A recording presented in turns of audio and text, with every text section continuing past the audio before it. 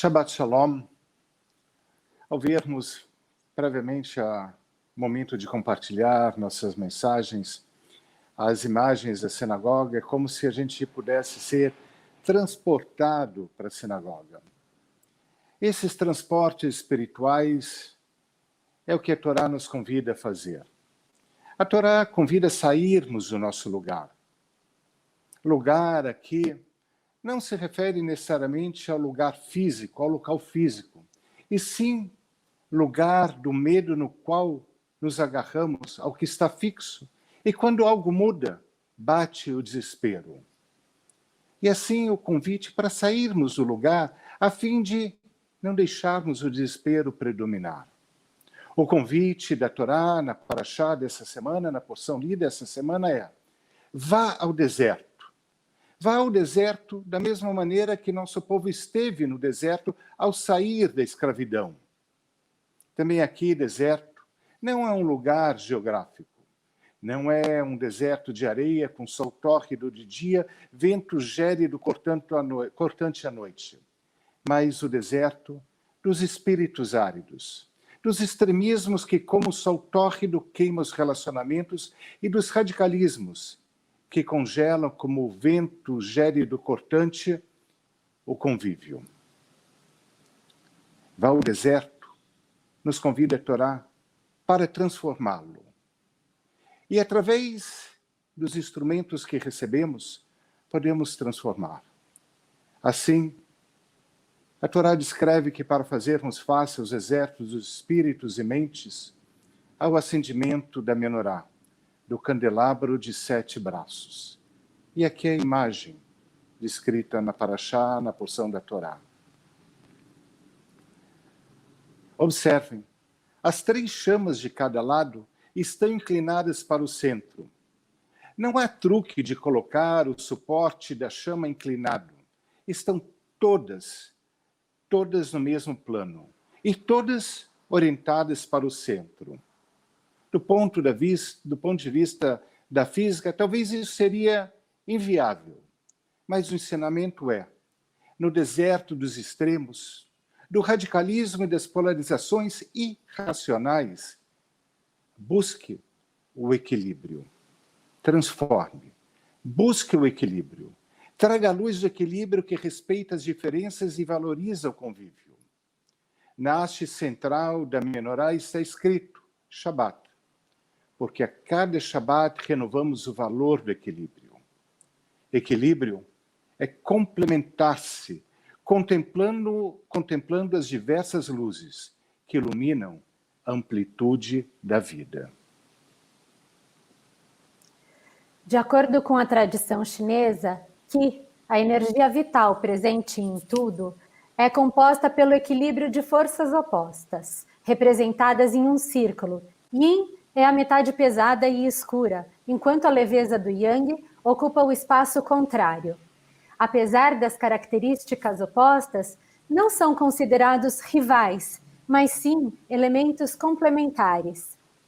Pelo judaísmo, todo ser humano tem 2 inclinações ou instintos opostos: a boa inclinação, Yetzer Hatov, e a inclinação para o mal, Yetzer Hará. A inclinação para o mal denota apetites físicos em geral, inclinações sexuais, emoções agressivas e ambição desenfreada. Nossos sábios entendem que o Yetzer Hará fornece à vida humana o seu poder motriz e, como tal, é essencial. Como um conhecido Midrash ensina, se não fosse pelo Yetzer Hará, ninguém construiria uma casa, teria filhos ou se envolveria no comércio. Assim, de acordo com o pensamento rabínico, o mundo, regido somente pelo Yetzer Hatov, seria pálido, incolor, mediano. O equilíbrio entre os dois, de acordo com os nossos sábios, é a busca constante da vida humana. Como mãe, eu criei meus filhos para serem independentes e confiantes para buscarem os seus sonhos. Meus filhos estão crescendo e vejo eles indo embora, estudar em outras cidades, buscar os seus sonhos longe de mim. Por um lado, racional, Eu fico feliz por eles terem a coragem de voar. Pelo lado emocional, o coração de mãe aperta com a saudade e com a distância. É antagônico, mas é complementar.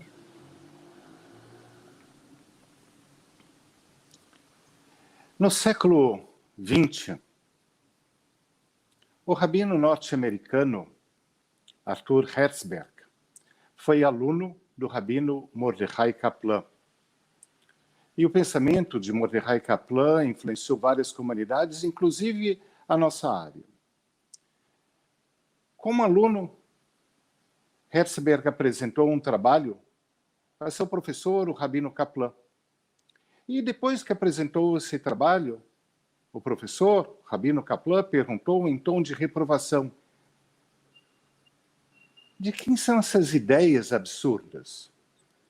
E Herzberg respondeu: professor, são suas ideias, anotei de suas aulas. E Mordechai Kaplan disse: mas isso eu ensinei ontem, hoje já penso diferente. Esse episódio nos faz pensar o quanto importante é estar pronto para rever as posições e saber, quando necessário, mudar. Saber quando necessário mudar, explorando os múltiplos eus que habitam dentro de nós. Nosso eu não é hermeticamente fechado, abre-se para o mundo.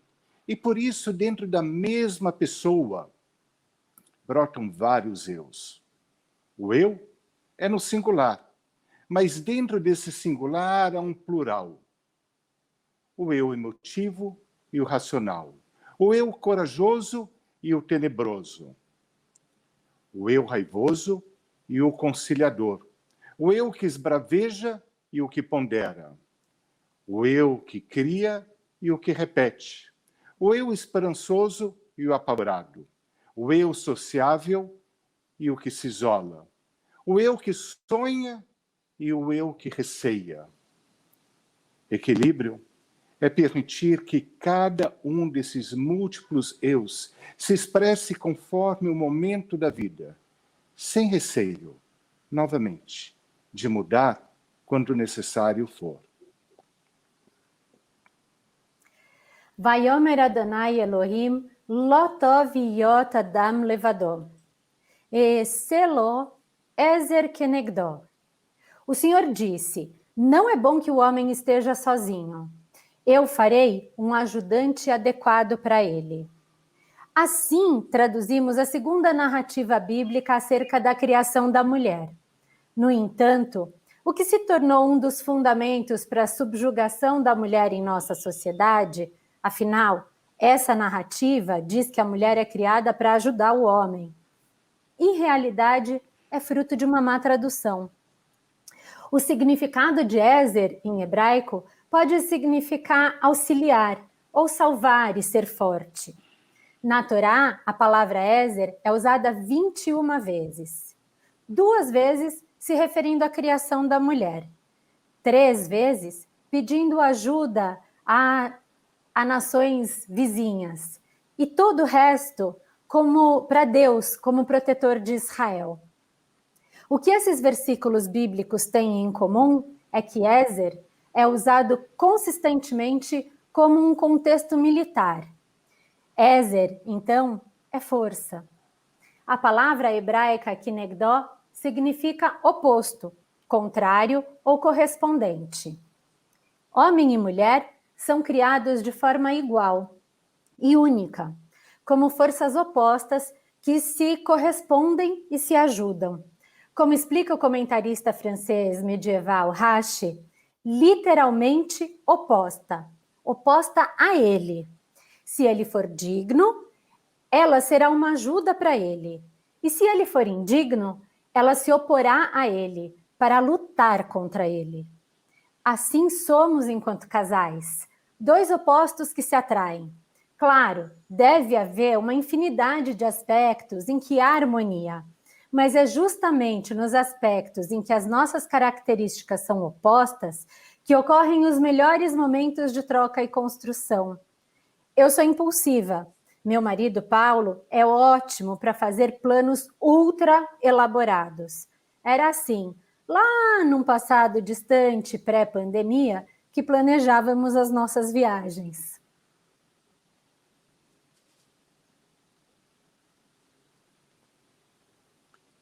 Antes de prosseguir, só para que todos fiquem acompanhando a lógica, ou às vezes a falta de lógica, que a gente aqui está tentando colocar. Mostramos a menorá, com 3 chamas inclinadas de um lado para o centro e inclinadas de outro lado para o centro. São antagônicas, mas se equilibram. E aí falamos inicialmente daqueles antagonismos que habitam dentro de cada um de nós, na busca do equilíbrio. Na sequência, que está sendo dada agora, daqueles antagonismos que permeiam os vínculos familiares.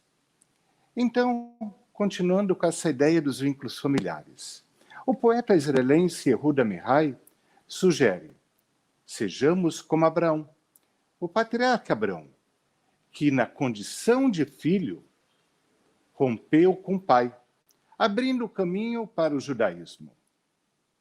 Porém, este mesmo paradigma de ser como Abraão não vale o Abraão que, como pai, quase sacrificou o seu filho Isaac. Em cada família, encontramos pais que são filhos e cônjuges entre si. São os múltiplos relacionamentos, os diversos tipos de vínculos que acabam trazendo visões distintas, posicionamentos diferentes, percepções opostas, até antagônicas. Se Andréia citou ela como mãe, falo como pai. Como pai, me vi em alguns momentos reproduzindo atitudes e preocupações que, na condição de filho, reprovava e condenava. O que poderia ser um antagonismo emocionalmente inconciliável acabou proporcionando um tremendo e enorme enriquecimento e aprendizado. Certa vez, participei de uma situação na qual o pai disse para o seu filho, num tom de conselho: filho, com os anos você vai verificar que essa sua ideia está errada. E o filho, olhando o pai, respondeu: pai, não me tire a chance de ver que estarei errado. E me deixe, por enquanto, ter essa ideia. Esse diálogo evidencia a busca do equilíbrio entre o amor que deseja proteger e o amor que pede por confiança. Na valorização da empatia, falamos: coloque-se no lugar do outro, justo e correto. Mas às vezes poderíamos também afirmar que o outro seja o outro e que eu seja eu, a fim de que a convivência dos opostos se torne uma fonte de aprendizado e enriquecimento. É como, lembrando a menorá, uma luz acesa. É preciso um pouco de atrito para gerar uma energia transformadora. Que seja este atrito provocado a fim de transformar, mas fundamentado no equilíbrio e baseado na ponderação, compreendendo que sem um e outro não há energia, não há luz, não há brilho, não há aquilo que nos permite enxergar e apreciar a imensidão da vida. No judaísmo, existe a prática do estudo em revruta, em dupla. As duplas de estudo existem desde a época do Talmud, e até hoje é uma prática corrente. Normalmente, o bom estudo vem justamente da oposição de ideias. É necessário a escuta, é necessário aprender com a diferença do outro. Uma das mais famosas duplas neste sentido foram Hillel e Shammai. Eles e seus descendentes foram opositores por gerações. Uma das diferenças entre a opinião deles está na forma do acendimento das velas de Hanukkah. Hillel dizia que as velas devem aumentar, pois a santidade aumenta. Shammai dizia que as velas deveriam diminuir, porque os dias passam. Acendemos as velas de acordo com Hillel, mas temos a opinião de Shammai registrada no Talmud, pois ela é válida, ela é respeitada. Ela faz parte de uma conversa Beshem Shamayim, com um propósito elevado. Ela pode ser reacessada e repensada.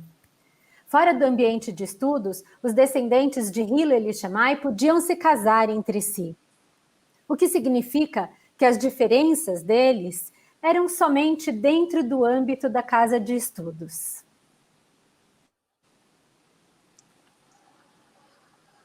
E agora a gente, dando sequência, no terceiro ponto, que André iniciou e que eu contigo, dos antagonismos que se complementam e se equilibram, as questões de convívio comunitário e da nossa fé, da nossa crença.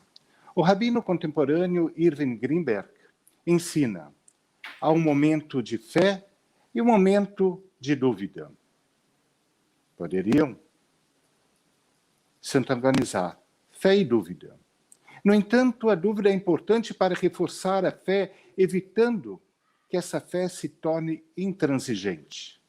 A fé sem questionamento é como o bezerro de ouro. A fé que dialoga é como a menorá e suas luzes apontando uma para a outra, uma iluminando a outra. O Talmud, que foi citado, a coletânea de debates rabínicos, foi editado no século V, e seus assuntos continuam sendo debatidos, porque 75% das questões do Talmud ficaram sem resolução.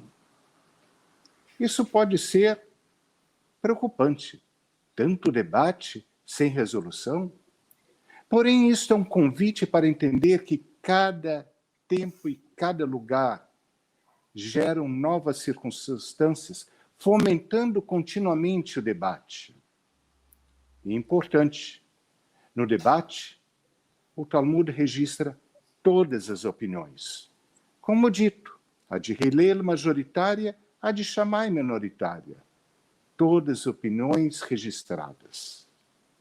Assim, no momento adequado, reconhecendo a urgência de cada tempo, a certeza de uma decisão poderá se abrir para um novo debate. Isso é fé. A fé que não é abalada pela dúvida, pois a fé é abalada, sim, pela rejeição da dúvida. A fé é abalada pela exclusão da pergunta, pelo alijamento do contraponto. O antônimo da fé não é a dúvida, e sim a magia, a idolatria e a perda do propósito de um convívio estabelecido com equilíbrio. Nem tudo foram flores no Talmud, né? Em um contraponto, o Talmud conta a história de Reish Lakish e Rabi Yohanan. Reish Lakish era um bandido, um ex-gladiador. Um dia, Rabi Yohanan saiu para nadar e Reish Lakish o confundiu com uma mulher por causa da sua beleza impressionante e pulou no rio. Rabi Yohanan convenceu Reish Lakish a dedicar toda aquela energia dele ao estudo da Torá e ser o seu havruta, o seu companheiro de estudos. Como forma de apaziguar o Yetzer Hará de Reish Lakish, Rabi Yohanan deu a ele a sua própria irmã em casamento. Juntos, Rabi Yohanan e Reish Lakish produziram estudos importantíssimos para o judaísmo. Mas um dia, em uma conversa, em um mahloket, que é uma divergência, eles acabaram gerando uma ruptura. Ao discutirem sobre a partir de qual momento uma lâmina pode ser considerada uma arma, Rabi Yohanan acabou ofendendo Reish Lakish, lembrando ele da época em que ele era bandido. A briga foi tão séria que os dois romperam a havruta. Reish Lakish adoeceu e morreu de tristeza. Rabbi Yohanan nunca mais encontrou um parceiro que lhe trouxesse a alegria de estudar. Certamente, o bem e o mal, a impetuosidade e a racionalidade, a serenidade e a emotividade, todos juntos e misturados, são componentes da nossa personalidade e trazem os desafios e as maravilhas da vida. Como lidamos com o Yin e o Yang, o Yetzer Hara e o Yetzer Hatov, para que se componham e não se anulem, é o grande desafio da vida. Mas é preciso também contar com uma força contrária, alheia a você mesmo, que te impulsione e te faça ser o seu melhor eu. É preciso um coletivo dedicado a ouvir e registrar diferenças de modo construtivo. O judaísmo foi construído e reconstruído através da história, baseado em forças contrárias que se juntaram, por vezes, para fortalecer contra inimigos externos, e outras para alinhar práticas, como o acendimento das velas ou o formato dos tefilim. Mas sempre com a participação e registro de todas as opiniões. Certamente foram os antagonismos e a nossa capacidade de questionar e de pensar que mantiveram o judaísmo vivo e vibrante até os dias de hoje. Sejamos, então, uma Mamlechet HaKohanim, uma população de sacerdotes, que mantenhamos viva a prática da discussão Beshem Shamayim para propósitos maiores, considerando todos os argumentos, prós e contras, dignos e construtivos. Aceitemos o Ezer Kenegdó, as forças contrárias que nos ajudam e nos impulsionam. E lembremos do velho ditado Yiddish, que diz que o ardor do tapa passa, mas a dor de uma palavra permanece. Shabbat Shalom. Seguimos para o chamado comunitário de Barehu, na página 16 do nosso Sidur.